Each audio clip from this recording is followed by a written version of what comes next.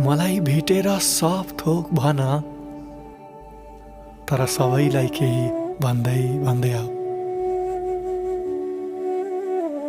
मैले पर्खेको छु सोचेर नआऊ, आफैलाई पर्खिँदै पर्खिँदै आऊ। म तिमीलाई पर्खिरहेको छु। पर्खिनु भनेको सबैभन्दा लामो यात्रा गर्नु हो। म यात्रामै तिमीलाई पर्खिरहेको छु। 8 अरब छन् संसारमा मान्छे, तिमी र मै भेटियौ किन?